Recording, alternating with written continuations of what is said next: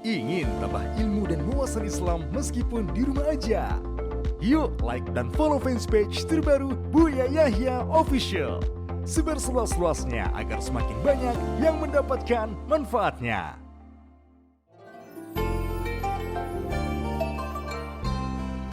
Assalamualaikum Buya. Saya hamba Allah, mohon maaf izin bertanya Buya.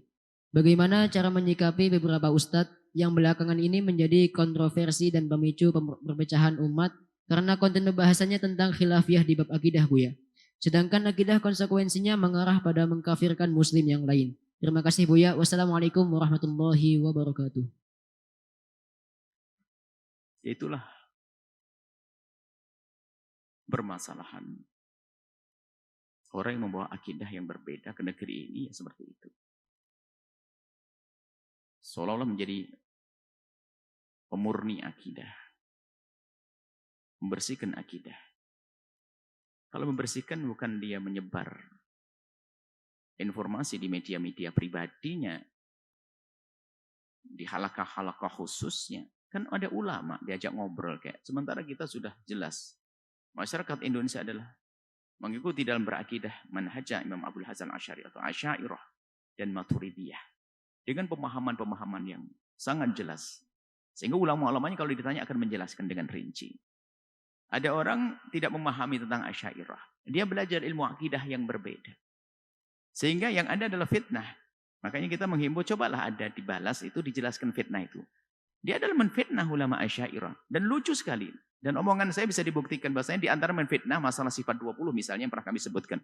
Lihat bahasa fitnahnya. Ini ulama Asy'ariyah ini kok ibaratnya dikatakan seolah kok goblok banget ngatur-ngatur Allah. Masa Allah wajib gini, kamu wajib gitu.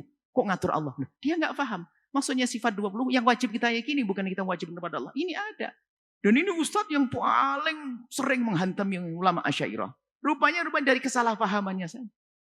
Dia menganggap sifat 20 ini adalah pertama. Dianggap ahli Asy'ariyah membatasi sifat Allah. Enggak, kita tidak batasi sifat Allah. Kemudian dia ngatur-ngatur Allah. Seolah engkau wajib begini ya Allah. Lihat kalimatnya ada. Lah model-model orang semacam ini coba. Barangkali yang dari penuntut ilmu.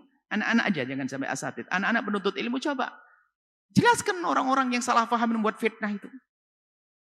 Kita tidak mewajibkan Allah untuk melakukan. Tapi kita meyakini bahwasanya hal itu harus ada pada Allah. Wajib. Makanya al-wajibat. Sifat wajib artinya apa? Yang harus kita yakini. Gitu. Dia mengatakan kita mewajibkan Allah. Loh.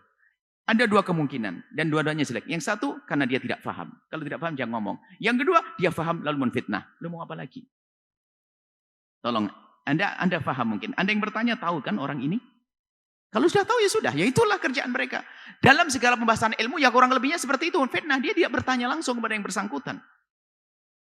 Kalau seandainya dia tanya kepada misalnya, kami bukan yang mengerti, akan tapi paling tidak saya bisa membaca bukunya ulama, saya jelaskan nanti.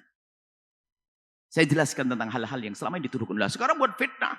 Seolah Asy'ariyah ini sesat, Asy'ariyah nggak begini. Loh, kenapa harus seperti itu? Anda tanya misalnya, ayo permasalahkan, tanya yang ngerti. Jangan menfitnah lagi. Menfitnah itu tanya kepada yang nggak ngerti. Nah itu kan salah. Saya tidak mengatakan mengerti di saya akan, tapi saya akan mencoba mengerti. Paling tidak saya sedikit lah. Saya belajar tentang manhaj Asy'ari. Kalau Anda bertanya baik-baik, akan kita jelaskan. Tapi kalau langsung menfitnah, ini kan tadi yang kami sebutkan sebuah contoh saja. Ada, coba cari videonya sebentar. Itu menfitnah begitu tuh aneh. Lah itulah yang buat kerusakan di muka bumi. Dia menuduh Asy'ariyah begini. Fitnah mana? Kita perlu kejujuran, kajian ilmiah dong, kan begitu. Nah ini ada, maka Anda harus waspada dalam berakidah. Kalau model orang-orang menfitnah begitu ya. Fitnah itu adalah karena itu tidak mengertian atau karena ada niat jelek, busuk, hasut. Sehingga menjadikan sebab permusuhan nanti pada akhirnya. Na'udzubillah. Seperti itu.